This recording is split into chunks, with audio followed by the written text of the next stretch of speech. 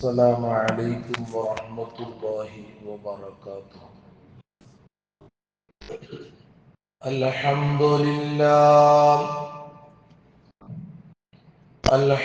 لله رب العالمين،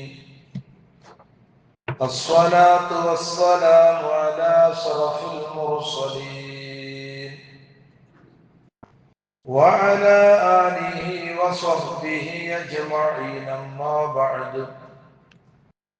رب اشرح لي صدري ويسر لي أمري واحلل عقدة من لساني يفقه قولي. الصلاة والسلام عليك يا سيدي يا رسول الله،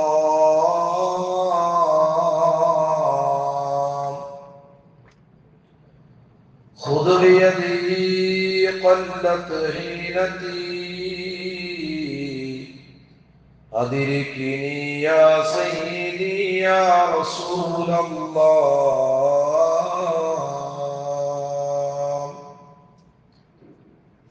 أعوذ بالله من الشيطان الرجيم. بسم الله الرحمن الرحيم.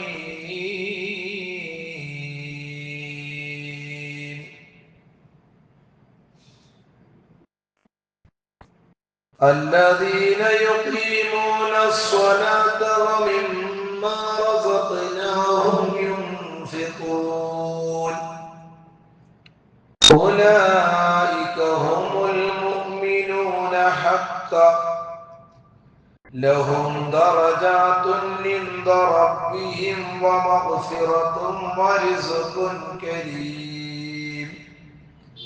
صدق الله العلي العظيم. يا رب بالمصطفى بلغ مقاصدنا واغفر لنا ما مضى يا واسع الكرم.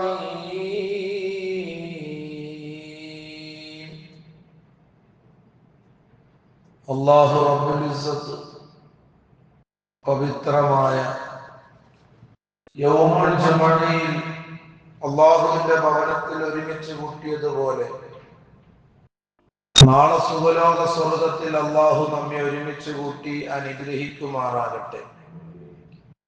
നമ്മിൽ നിന്ന് വന്നുപോയ ചെറുതും വലുതും രഹസ്യവും പരസ്യവുമായി ചെയ്ത എല്ലാ തെറ്റുകളും അല്ലാഹു നമുക്ക് പുറത്തു തരുമാറാകട്ടെ. ജീവിക്കുന്ന കാലത്തോളം അല്ലാഹുവിന്റെ വിധിവിലക്കുകൾ അനുസരിച്ച് ജീവിക്കുന്ന സ്വാലിഹീങ്ങളിൽ അല്ലാഹു നമ്മെ ഉൾപ്പെടുത്തി അനുഗ്രഹിക്കുമാറാകട്ടെ. പ്രിയപ്പെട്ട മുഅ്മിനീങ്ങളെ, അല്ലാഹുവിന്റെ അതിമഹത്തായ അനുഗ്രഹത്താൽ പരിശുദ്ധമായ റബീഉൽ അവ്വൽ വളരെ ഭംഗിയോടുകൂടി അല്ലാഹുവിന്റെ ഹബീബിന്റെ പേരിൽ ഒരുപാട് സ്വലാത്തുകൾ സലാമുകൾ ചെല്ലാൻ അല്ലാഹു നമുക്ക് തൗഫീഖ് നൽകി. അല്ലാഹു നമ്മിൽ നിന്ന് സ്വീകരിക്കുമാറാകട്ടെ. ഒരു ഭാഗത്ത് മനുഷ്യൻ പല രീതിയിലുള്ള സന്തോഷങ്ങളും ആർഭാടങ്ങളും അതുപോലെയുള്ള കാര്യങ്ങളുമായി ബന്ധപ്പെടുമ്പോൾ, മറ്റൊരു ഭാഗത്ത് മനുഷ്യന്മാർ പല രീതിയിലുള്ള പ്രയാസങ്ങളും വേദനകളും തിന്നുകൊണ്ടിരിക്കുകയാണ്. ഇവിടെയെല്ലാം ഒരു സത്യവിശ്വാസിയെ സംബന്ധിച്ചിടത്തോളം ഒരുപാട് ബാധ്യതകളുണ്ട്, കടമയുണ്ട് എന്ന വിഷയം നാം ഓരോരുത്തരും മനസ്സിലാക്കേണ്ടതാണ്. മഹാനായ സയ്യിദുനാ മുഹമ്മദുർ റസൂലുള്ളാഹി സ്വല്ലല്ലാഹു അലൈഹി വസല്ലമ തങ്ങൾ അവിടുന്ന് പഠിപ്പിക്കുന്ന ഹദീസിൽ കാണാം, കുല്ലുൽ മുസ്ലിമി അലൽ മുസ്ലിമി ഹറാമുൻ ദമുഹു വഇർളുഹു വമാലുഹു. ഒരു മുസ്ലിം മറ്റൊരു മുസ്ലിമിന് ഹറാമാണ് അവന്റെ രക്തവും അഭിമാനവും സമ്പത്തും. എന്തിനാണ് നബി സല്ലല്ലാഹു അലൈഹി വസല്ലമ തങ്ങൾ ഇങ്ങനെ പറഞ്ഞത്? വിശ്വാസിയുടെ ബഹുമാനം മനസ്സിലാക്കാൻ വേണ്ടിയാണ്. ഒരു വിശ്വാസിയെ സംബന്ധിച്ചിടത്തോളം മറ്റൊരു വിശ്വാസിക്ക് കൊടുക്കേണ്ട ബഹുമാനം, ആദരവുകൾ മനസ്സിലാക്കാനാണ്. അല്ലാതെ അഭിമാനങ്ങൾ പിച്ചിച്ചീന്തിക്കളയുന്ന ഒരു സ്വഭാവം ഒരു മുസ്ലിമിന് ഉണ്ടാകാൻ പാടില്ല. അതുപോലെ ഒരു മുസ്ലിം ചതിക്കുന്ന ആളാകാൻ പാടില്ല. ഒരു മുസ്ലിം വഞ്ചിക്കുന്നവനാകാൻ പാടില്ല. ഇത് പവിത്രമായ ഇസ്ലാം നമുക്ക് നൽകുന്ന വലിയ ഉപദേശമാണ്. ഇതേ രീതിയിലുള്ള ഓരോ കാര്യങ്ങളാണ് പരിശുദ്ധമായ ഇസ്ലാമിലൂടെ ലോകത്തിന് അല്ലാഹു റബ്ബുൽ ഇസ്സത്ത് പഠിപ്പിച്ചു കൊടുത്തിട്ടുള്ളത്. ആദരവായ നബി സല്ലല്ലാഹു അലൈഹി വസല്ലമ തങ്ങൾ നമ്മെ കാണിച്ചു തന്നതും അങ്ങനെ തന്നെയാണ്. അതുകൊണ്ടാണ് ഹബീബായ നബി സല്ലല്ലാഹു അലൈഹി വസല്ലമ തങ്ങൾ നമ്മോട് ഉണർത്തിയതായി ബഹുമാനപ്പെട്ട ഇബ്രാഹിം റളിയല്ലാഹു തആല അൻഹു അവിടുന്ന് പറഞ്ഞിരുന്നു, നിന്റെ കൂട്ടുകാരനെ അവന് ഇഷ്ടമുള്ള പേരാണ് വിളിക്കേണ്ടത് എന്ന് ആദരവായ നബി സല്ലല്ലാഹു അലൈഹി വസല്ലമ തങ്ങൾ പഠിപ്പിക്കുകയാണ്. ആ നിന്റെ കൂട്ടുകാരൻ ഏത് മതവിഭാഗത്തിൽപ്പെട്ടവനാണെങ്കിലും ശരി,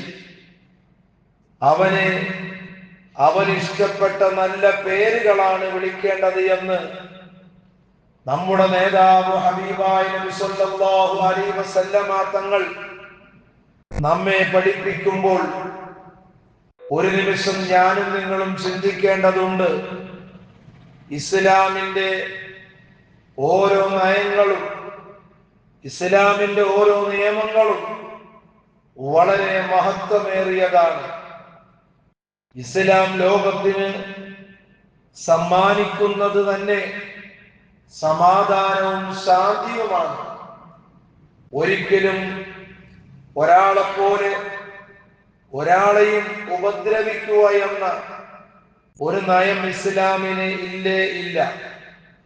അതുകൊണ്ട് തന്നെയാണ് പല ക്രിസ്ത്യൻ നേതാക്കന്മാര് പോലും ശാസ്ത്രജ്ഞന്മാര് പോലും ഇസ്ലാമിന്റെ ഓരോ കാര്യങ്ങൾ മനസ്സിലാക്കിക്കൊണ്ട് ഇസ്ലാം ഉന്നതിയുടെ ഉന്നതിയിലേക്ക് വളരുമെന്നുള്ളതായ ഒരു വിശേഷം നമ്മോട് ഉണർത്തിയിട്ടുണ്ട്. ആരെല്ലാം ഇസ്ലാമിന്റെ ആ നയത്തെയും ഇസ്ലാമിന്റെ രീതികളെയും ഇസ്ലാമിന്റെ ചിഹ്നങ്ങളെയും തകർക്കാൻ നോക്കിയാൽ ഒരിക്കലും അത് തകർന്നതായ ഒരു ചരിത്രവും ഉണ്ടായിട്ടില്ല. പലപ്പോഴും പല വിഷമങ്ങളും പ്രയാസങ്ങളും നേരിടേണ്ടി വരും.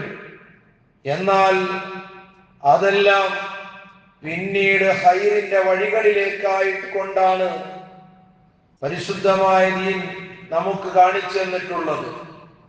അതുകൊണ്ടാണ് നബി സല്ലല്ലാഹു അലൈഹി വസല്ലമ തങ്ങൾ മറ്റൊരു ഹദീസിൽ പഠിപ്പിക്കുന്നത്, തന്റെ കൂട്ടുകാരന്റെ രഹസ്യം മറ്റൊരാളോട് പറയൽ അത് വഞ്ചനയിൽപ്പെട്ടതാണ്. ഒരിക്കലും അതിപ്പോൾ ഏത് മതവിഭാഗത്തിൽപ്പെട്ടവനായിക്കോട്ടെ, അവന്റെ കൂട്ടുകാരനാണെങ്കിൽ ആ കൂട്ടുകാരന്റെ രഹസ്യങ്ങൾ പോലും മറ്റുള്ളവരോട് പറയാൻ പാടില്ല എന്നത് പവിത്രമായ പ്രവാചകർ സ്വല്ലല്ലാഹു അലൈഹി വസല്ലമ തങ്ങൾ നമ്മെ ഉണർത്തുന്നുണ്ട്.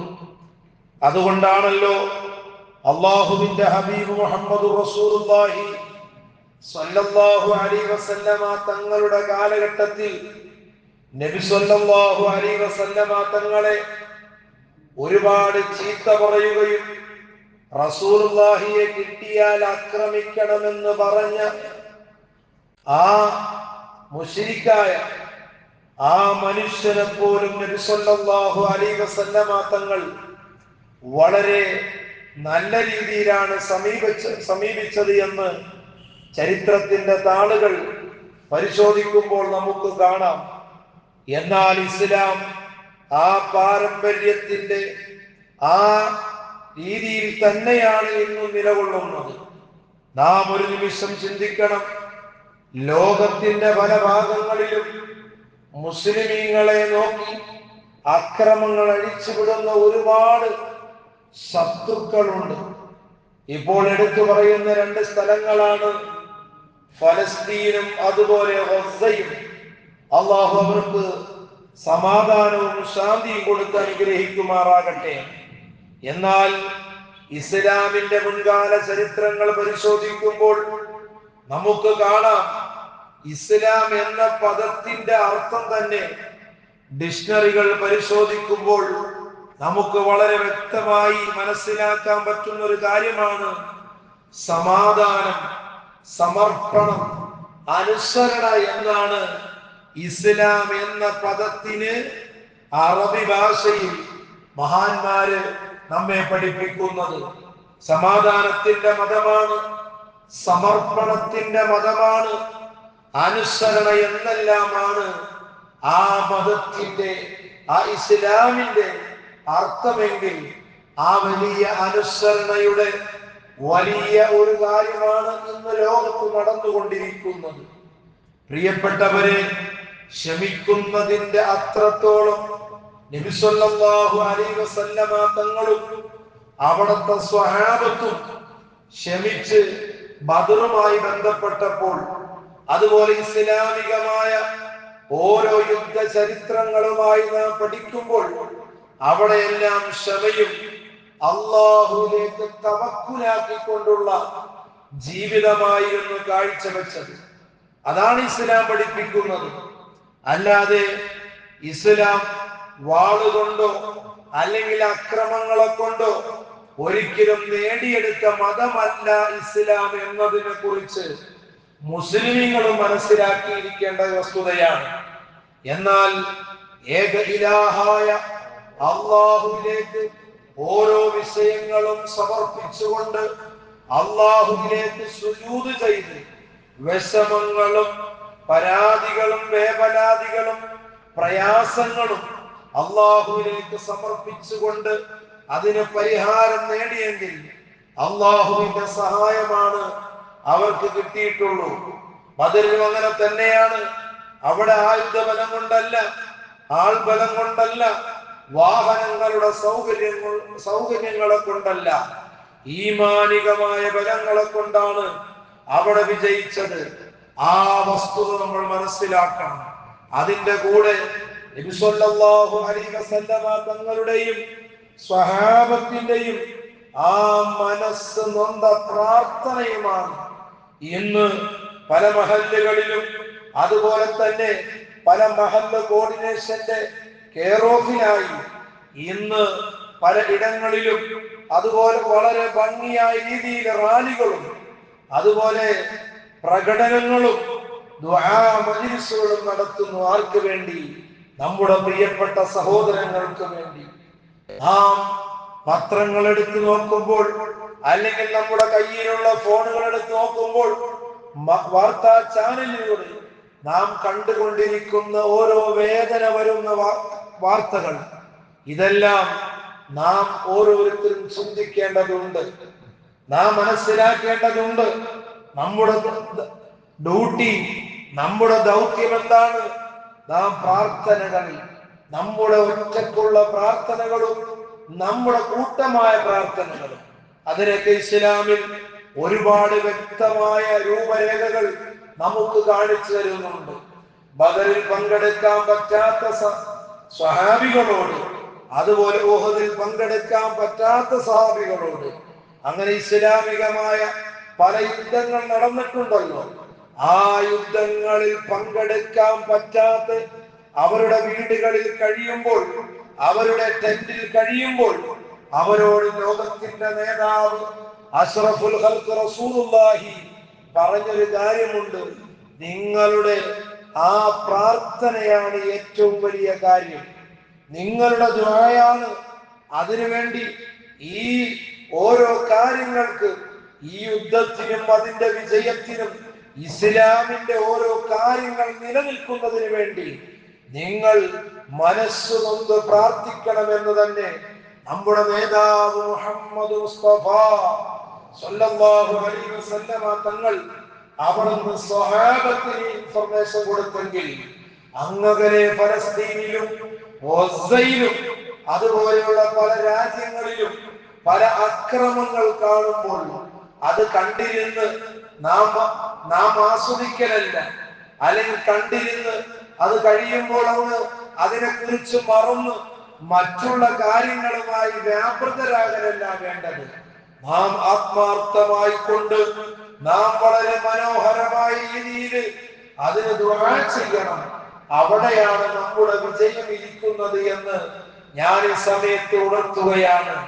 അതുകൊണ്ട് നമ്മുടെ ഒറ്റയേറിയ ദുആകളിലും വളരെ ആത്മാർത്ഥമായി കൊണ്ട് നാം ദുആ ചെയ്യുമ്പോൾ ആ ദുആ അല്ലാഹു റബ്ബുൽ ഇസ്സത്ത് ഒരിക്കലും തട്ടിക്കളയുകയില്ല മുഅ്മിനേ. കാരണം നബി സല്ലല്ലാഹു അലൈഹി വസല്ലമ തങ്ങൾ വളരെ ഗ്യാരണ്ടിയോടുകൂടി പറഞ്ഞത്, എന്റെ സമുദായം മനസ്സുകൊണ്ട് ദുആ ചെയ്തു കഴിഞ്ഞാൽ ആ ദുആ അല്ലാഹു റബ്ബുൽ ഇസ്സത്ത് ഒരിക്കലും തട്ടിക്കളയുകയില്ല എന്ന് ആദരവായ മുഹമ്മദ് റസൂലുള്ളാഹി സ്വല്ലല്ലാഹു അലൈഹി വസല്ലമ തങ്ങൾ നമ്മെ പഠിപ്പിച്ചെങ്കിൽ, പ്രിയപ്പെട്ടവരെ, എന്റെ ശബ്ദം കേൾക്കുന്ന എന്റെ നല്ലവരായ മുഅ്മിനീങ്ങളെ, മുഅ്മിനാത്തുകളെ, നമ്മളിൽ എത്ര ആളുകളാണ് ഒരു തഹജ്ജുദ് കഴിഞ്ഞിട്ട് അല്ല ഒറ്റക്കിരിക്കുമ്പോൾ ഒരു പവിത്രമായ ഖുർആൻ ഓതി വേണ്ട ഒരു 10 ദിക്റുകൾ ചൊല്ലി ഹബീബായ തങ്ങളുടെ പേരിൽ സ്വലാത്ത് ചൊല്ലി ആത്മാർത്ഥമായി ദുആ ചെയ്യുന്ന നമ്മൾ എത്ര ആളുകളുണ്ട്? വേണ്ട, നമ്മുടെ കയ്യിലിരിക്കുന്ന നമ്മുടെ ഫോണിലൂടെ ഒരു ദുആ എഴുതി വിടുകയോ, അല്ലെങ്കിൽ അതിനെതിരെ നാം നമ്മുടെ വാട്സപ്പിലോ നമ്മുടെ ഫേസ്ബുക്കിലോ അല്ലെങ്കിൽ നമ്മുടെ ഇൻസ്റ്റഗ്രാമിലോ നാം എഴുതുന്നവർ എത്ര പേരുണ്ട്? പറയുമ്പോൾ എല്ലാവരും വാചാലതയോടെ പറയും, അങ്ങനെ ചെയ്യുന്നില്ല, ഇങ്ങനെ ചെയ്യുന്നില്ല എന്നൊക്കെ നമ്മൾ വാചാലതയോടെ പറയാറുണ്ട്. പക്ഷേ നമ്മുടെ കയ്യിലുള്ള ഒരു ഫോണിലൂടെ നമ്മുടെ മുസ്ലിം സഹോദരങ്ങൾക്ക് വേണ്ടി പീഡനങ്ങൾ അനുഭവിക്കുന്ന, അക്രമങ്ങൾ അനുഭവിക്കുന്ന നമ്മുടെ സഹോദരങ്ങൾക്ക് വേണ്ടി ഒരു കമന്റ് എഴുതാൻ മുസ്ലിമെ നമ്മളിൽ എത്ര ആളുകളുണ്ട്? രാഷ്ട്രീയപരമായിട്ട് വാട്സപ്പുകൾ തുറക്കാൻ പറ്റുന്നില്ല, രാഷ്ട്രീയപരമായിട്ട് വാട്സപ്പുകളോ ഫേസ്ബുക്കുകളോ ഇൻസ്റ്റഗ്രാമോ തുറക്കാൻ പറ്റുന്നില്ല. ഓരോരുത്തരെ വ്യക്തിഹത്യ ചെയ്യുന്നതും ഓരോരുത്തരെ പല രീതിയിലുള്ള മോശത്തരങ്ങളുമായി നാം എഴുതിവിടുന്നത് നമുക്കൊരു മടിയുമില്ല. പക്ഷേ ആ വിരൽത്തുമ്പുകളെ കൊണ്ട് എന്റെ സഹോദരങ്ങളുടെ രക്ഷയ്ക്ക് വേണ്ടി ഞാൻ ഒരു രീതിയിൽ ഒരു ഐക്യദാർഢ്യം പ്രഖ്യാപിക്കുന്നു എന്ന് പറഞ്ഞ് ഒരു കമന്റ് എഴുതിവിടാൻ നമ്മുടെ മനസ്സനുവദിച്ചില്ലെങ്കിൽ നാം എന്ത് മുസ്ലിമാണ്? നാം എന്ത് വിശ്വാസിയാണ്? അതാണ് നബി സല്ലല്ലാഹു അലൈഹി വസല്ലമ തങ്ങൾ പറഞ്ഞത്, കുല്ലുൽ മുസ്ലിമി അലൽ മുസ്ലിമി ഹറാമുഹു വദമുഹു വഇർദുഹു വമാലുഹു. റസൂലുള്ളാഹി പറഞ്ഞെന്താ? ഒരു മുസ്ലിം മറ്റൊരു മുസ്ലിമിന് ഹറാമാണ്, അവന്റെ രക്തവും അവന്റെ അഭിമാനവും സമ്പത്തും. എന്നിട്ട് വിശദീകരിച്ചുകൊണ്ട് പറയുന്നുണ്ട്, അഭിമാനം പിച്ചി ചീന്തുന്നവർ. ഒരിക്കലും ഒരു മുസ്ലിം മറ്റൊരു മുസ്ലിമിന്റെ അഭിമാനം പിച്ചി ചീന്താൻ പാടില്ല.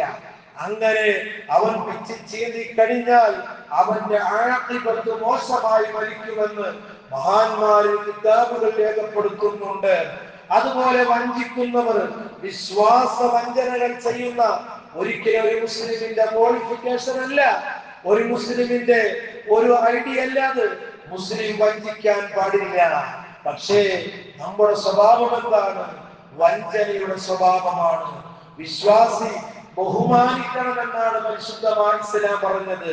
ആ ബഹുമാനവും ആദരവും ഒരു വിശ്വാസിക്ക് ഉണ്ടാകുമ്പോഴാണ് അവന്റെ കൽബിൽ ഈമാൻ ഉണ്ടാവുകയുള്ളൂ എന്ന് ആദരവായ മുഹമ്മദ് മുസ്തഫ സല്ലല്ലാഹു അലൈഹി വസല്ലമ തങ്ങൾ പഠിപ്പിക്കുകയാണ്. അതുപോലെ നമ്മുടെ പ്രവർത്തനങ്ങളുമായി കാഴ്ചവെക്കുമ്പോൾ തീർച്ചയായും അല്ലാഹുവിന്റെ സഹായങ്ങൾ നമുക്കുണ്ടാകും. അതാണ് ഇസ്ലാമിന്റെ ഭാഷാർത്ഥത്തിൽ മഹാന്മാര് പറയുന്നത് അനുസരണയുടെ മതമാണ്. ഒരു നേതാവിന്റെ കീഴിൽ നിന്നുകൊണ്ട് അനുയായികൾ അനുസരിച്ചത് കൃത്യമായി നടത്തുന്നു. അതിന് വലിയൊരു ഉദാഹരണമാണ് നമ്മുടെ ജമാഅത്ത് നിസ്കാരങ്ങൾ, നമ്മുടെ വെള്ളിയാഴ്ച നടക്കുന്ന ഖുതുബകൾ, അതുപോലെയുള്ള എല്ലാ കാര്യങ്ങളും എടുത്ത് നോക്കിക്കോ. ലോകത്തുള്ള ഏറ്റവും വലിയ ജഡ്ജി ഹൈക്കോടതിയാണെങ്കിലും സുപ്രീം കോടതിയാണെങ്കിലും ആ കോടതിയുടെ ഓരോ ജഡ്ജിമാരിൽ നിന്നുകൊണ്ട് വിധി കൽപ്പിക്കുന്നത് അത് ഇസ്ലാമിന്റെ പാരമ്പര്യമാണ്. അത് റസൂലുള്ളാഹിയിൽ നിന്ന് നമുക്ക് കിട്ടിയ മാതൃകയാണ്. ഇങ്ങനെ ഓരോ കാര്യങ്ങൾ എടുത്തു നോക്കുമ്പോൾ ഇസ്ലാം വളരെ ഭംഗിയോടുകൂടിയാണ് ഓരോ കാര്യങ്ങളും മനസ്സിലാക്കി തരുന്നത്. ബർനാൻ ഷായ് പോലെയുള്ള ആളുകളൊക്കെ ഇസ്ലാമിനെ കുറിച്ച് പറയുന്നത് കേൾക്കുമ്പോൾ നമുക്ക് അത്ഭുതം വരികയാണ്. ഇസ്ലാമിനെ കുറിച്ച് പഠിച്ചു കഴിഞ്ഞ നൂറ്റാണ്ടിൽ ലോകത്തിലെ ഏറ്റവും വലിയ ഒരു പ്രശസ്തനായ ഇംഗ്ലീഷ് സാഹിത്യകാരനാണ്. 1950 അന്തരിച്ച ജോർജ് ബർനാൻ ഷാ എന്ന് പറയുന്ന ആള് പരിശുദ്ധമായ ഇസ്ലാമിനെ കുറിച്ച് പറഞ്ഞത് എന്താണ്? വരാൻ പോകുന്ന 100 വർഷത്തിനുള്ളിൽ ഇംഗ്ലണ്ടിലല്ല യൂറോപ്പിലെ തന്നെ കിഴക്കൻ ഏതെങ്കിലും എല്ലാ ഇടങ്ങളിലും യൂറോപ്പിൽ തന്നെ കീഴടക്കാൻ ഏതെങ്കിലും ഒരു മതത്തിന് കഴിയുമെങ്കിൽ അത് ഇസ്ലാമിനായിരിക്കുമെന്ന് എപ്പോൾ വിട പറഞ്ഞ 1950 അതാ വിട പറഞ്ഞു പോയ ജോർജ് ബർനാൻ ഷാ അദ്ദേഹത്തിന്റെ കുറിപ്പിൽ എഴുതി വെക്കുകയാണ്, വരാൻ പോകുന്ന 100 വർഷത്തിനുള്ളിൽ ഇംഗ്ലണ്ടിനെ എന്ന് മാത്രമല്ല യൂറോപ്പിനെ തന്നെ കീഴടക്കാൻ ഏതെങ്കിലും ഒരു മതത്തിന് കഴിയുമെങ്കിൽ അത് ഇസ്ലാമിലായിരിക്കുമെന്ന് ആ ബർനാൻ ഷാ പറഞ്ഞെങ്കിൽ അത് ഹബീബായ മുഹമ്മദ് മുസ്തഫ സല്ലല്ലാഹു അലൈഹി വസല്ലമ തങ്ങളുടെ മതത്തെ ഞാൻ എപ്പോഴും ബഹുമാനത്തോടുകൂടി ആ മതത്തെ ഞാൻ നോക്കി കാണുന്നു എന്ന് പ്രിയപ്പെട്ടവർ പറഞ്ഞെങ്കിൽ നാം മനസ്സിലാക്കണം. എന്നിട്ട് ആ മതം അങ്ങനെ വളരാനുള്ള കാരണം അദ്ദേഹം തന്നെ പറയുകയാണ്, അതിന്റെ ആന്തരിക ശക്തിയാണ് കാരണമെന്ന് ബർനാൻ ഷാ അദ്ദേഹം പറയുകയാണ്. എത്ര മനോഹരമാണ്! അതിന്റെ ആന്തരിക ശക്തിയാണ് ആ ഇസ്ലാമിനെ പന്തലിക്കാനും വളരാനുമുള്ള കാരണമെന്ന് പറഞ്ഞെങ്കിൽ പ്രിയപ്പെട്ടവരെ, ഈ ഇസ്ലാമിന്റെ ആ വലിയ ഭംഗി എത്രത്തോളമുണ്ട്, ഇസ്ലാമിന്റെ ആ വളർച്ച എത്രത്തോളമുണ്ട് നാം ഓർക്കണം. വർഷം എത്രയായി? ഫലസ്തീൻ മക്കളെ 10,000 കഴിഞ്ഞില്ലേ, ലക്ഷങ്ങൾ കഴിഞ്ഞില്ലേ? ഇപ്പോഴും ഗസയില് കഴിഞ്ഞ ദിവസത്തെ സെൻസസ് കിട്ടിയപ്പോൾ അതുമായി ബന്ധപ്പെട്ട് നാം അന്വേഷിക്കുമ്പോൾ നമുക്ക് കിട്ടുന്നത് 70,000 കഴിഞ്ഞു എന്ന് തന്നെയാണ് മരണത്തിന്റെ റിപ്പോർട്ട്. അതാ ചെറിയ പിഞ്ചു മക്കളെയും അതുപോലെ തന്നെ സ്ത്രീകളെയും മാത്രം വംശഹത്യക്ക് വേണ്ടിയുള്ള പല രീതിയിലുള്ള കാര്യങ്ങൾ നടന്നുകൊണ്ടിരിക്കുന്നു. ഏതായാലും അത് അസ്തമിക്കുന്നുണ്ടോ? പ്രിയപ്പെട്ടവരെ മനസ്സിലാക്കണം, എത്ര നാളായി വേട്ട തുടങ്ങിയിട്ട്. ഈ വേട്ട ആ ഒരു ഫലസ്തീനെ മാത്രമല്ല, ആ ഒരു ഗസയെ മാത്രമല്ല, അറബി ലോകത്തെ മുഴുവനും ഈ ശക്തികൾ പരാജയപ്പെടുത്താനുള്ള ഒരുപാട് തന്ത്രങ്ങളാണ് മെനഞ്ഞുകൊണ്ടിരിക്കുന്നത്. എന്നാൽ ആ തന്ത്രങ്ങൾ ഒന്നും നടക്കാതെ പോവുകയാണ്. ഇസ്ലാമിന്റെ ഒരുപാട് ശിയാറുകൾ, ചിഹ്നങ്ങളെ ഇല്ലായ്മ ചെയ്യാൻ വേണ്ടി ഒരുപാട് ശക്തി സമൂഹങ്ങൾ ലോകത്ത് വന്നെങ്കിൽ പ്രിയപ്പെട്ടവരെ, അതെല്ലാം ഇല്ലാതെയായി പോവുകയാണ് ചെയ്തത്. ഇവിടെയൊക്കെ ഈമാനാണ്, ഇവിടെയൊക്കെ വിശ്വാസമാണ്. നാം യഥാർത്ഥ വിശ്വാസിയായിക്കൊണ്ട് അള്ളാഹുവിലേക്ക് മടങ്ങിക്കൊണ്ട് തന്നെ നാം അള്ളാഹുവിലേക്ക് നമ്മുടെ പ്രിയപ്പെട്ടവർക്ക് വേണ്ടി നാം വളരെ മനോഹരമായ രീതിയിൽ നാം ദുആ ചെയ്യുമ്പോൾ അല്ലാഹു സ്വീകരിക്കുന്നതാണ്. ഹബീബായ നബി സല്ലല്ലാഹു അലൈഹി വസല്ലമ തങ്ങൾ പറഞ്ഞില്ലേ, ബഹുമാനപ്പെട്ട അബ്ദുല്ലാഹ് റളിയല്ലാഹു അൻഹു ഉദ്ധരിക്കുന്ന ഹദീസിൽ കാണാം, വലാ തസ്തരിഖൂ ഫതുഹ്ലിഖൂ, നിങ്ങൾ ഭിന്നിക്കരുത്, നിങ്ങൾ ഭിന്നിക്കരുത്, ഭിന്നിച്ചാൽ നശിക്കപ്പെടുന്നതാണ് എന്ന് പരിശുദ്ധമായ പ്രവാചകർ സല്ലല്ലാഹു അലൈഹി വസല്ലമ തങ്ങൾ നമ്മെ പഠിപ്പിക്കുകയാണ്. ഭിന്നിപ്പാണ് നമ്മുടെ ഇടയിലുള്ള ഏറ്റവും വലിയ നാശമുള്ളത് എന്ന് നാം മനസ്സിലാക്കണം. രാഷ്ട്രീയപരമായിട്ടും മതപരമായിട്ടും അല്ല സംഘടനകളപരമായിട്ടും ഭിന്നിപ്പുകളിലൂടെ നാം എന്ത് മോശമായ പ്രവണതകളും മോശമായ കാര്യങ്ങൾ പറയാനും പ്രചരിപ്പിക്കാനും നമ്മളെ കഴിഞ്ഞ് മറ്റാരുമില്ല. പക്ഷേ ഏറ്റവും ഉത്തമ ഉമ്മത്തിന്റെ അനുയായികളാണ് നമ്മൾ. നാം മാതൃക കാണിച്ചു കൊടുക്കേണ്ടത്, നാം തരം താഴ്ന്ന് മറ്റുള്ളവരുടെ കൂടെ കൂടി നടന്ന് നാം നമ്മുടെ ഇസ്ലാമിന്റെ ആ തനതായ കോലങ്ങൾ പോലും നശിപ്പിച്ചു കളയുന്ന രീതിയല്ലേ കണ്ടുകൊണ്ടിരിക്കുന്നു. ഇന്ന് മദ്യശാലകൾ എടുത്തു നോക്കിക്കേ, ഈ മദ്യശാലകളിൽ ഒരുപാട് അപ്പുറത്തേക്ക് നാം പോകേണ്ട. ഈ പാത്തിപ്പാലം എന്ന് പറയുന്ന സ്ഥലത്തിന്റെ തൊട്ട് തടിമില്ലിന്റെ സൈഡിലൂടെ നാം ഒരു മിനിറ്റ് അവിടെ നിന്ന് കഴിഞ്ഞാൽ അവിടെ മറ്റുള്ള സമുദായത്തിൽപ്പെട്ടവരല്ല, മുസ്ലിം നാമധാരികളാണ്.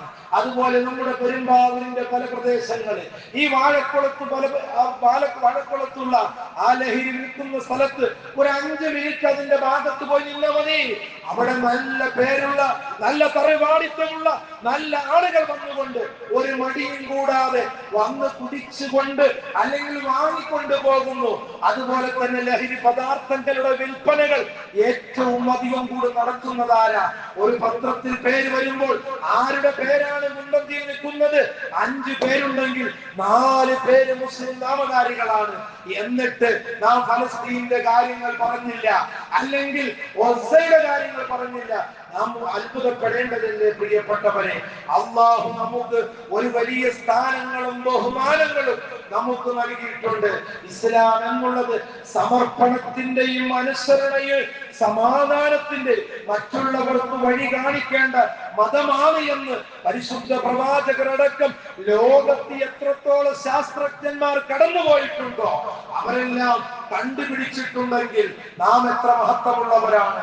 എന്നാൽ നമ്മുടെ മഹത്വത്തെ നാം പിച്ചി ചീന്തി കളയാതെ നാം വളരെ ഭംഗിയോട്, വളരെ കെട്ടുറപ്പോടുകൂടി, ഐക്യത്തോടുകൂടി മുന്നേറിക്കൊണ്ട് നമ്മുടെ ഇസ്ലാമിന് വേണ്ടി നാം പൊരുതണം, അതിനുവേണ്ടി ശ്രദ്ധിക്കണം. എന്നാൽ അല്ലാഹുവിന്റെ അടുക്കൽ നിന്ന് നമുക്ക് മാത്രമല്ല എല്ലാവർക്കും അത് കൂലി കിട്ടുന്ന കാര്യമാണ്. അല്ലാഹു നാം ശ്രദ്ധിക്കുന്ന ശബ്ദങ്ങളും അതുപോലെ നമ്മുടെ കയ്യിലുള്ള ഫോണിലൂടെ നമ്മുടെ ഫലസ്തീൻ മക്കൾക്ക്, അതുപോലെ ഓസ്ട്രേലിയ മക്കൾക്ക് നാം ഐക്യദാർഢ്യം പ്രഖ്യാപിച്ചുകൊണ്ട് ഒരു ലേഖനം എഴുതാം, അല്ലെങ്കിൽ ഒരു ദുആ നമുക്ക് പ്രചരിപ്പിക്കാം. എന്നാൽ അതൊക്കെ റബ്ബിന്റെ മുമ്പിൽ കൂലി കിട്ടുന്ന കാര്യമാണ് എന്ന് നാം മനസ്സിലാക്കണം. നമ്മെ കൊണ്ട് കഴിയുന്ന എല്ലാം നാം ചെയ്യണം. അല്ലാഹു റബ്ബുൽ ഇസ്സത്ത് നാം ചെയ്യുന്ന പ്രവർത്തനങ്ങളൊക്കെ അല്ലാഹു നമ്മിൽ നിന്ന് സ്വീകരിക്കുമാറാകട്ടെ. ഇതിന്റെയൊക്കെ ബറക്കത്ത് കൊണ്ട് ലോക മുസ്ലിമീന് അല്ലാഹു സമാധാനവും ശാന്തിയും കൊടുത്ത് അനുഗ്രഹിക്കുമാറാകട്ടെ. എല്ലാ അക്രമികളുടെയും അക്രമങ്ങളെ തൊട്ട് അല്ലാഹ് ഞങ്ങളെ നീ കാത്തോളണം, അല്ലാഹ് കാത്തോളണം, അല്ലാഹ്. ആമീൻ ബിറഹ്മതിക യാ അർഹമർ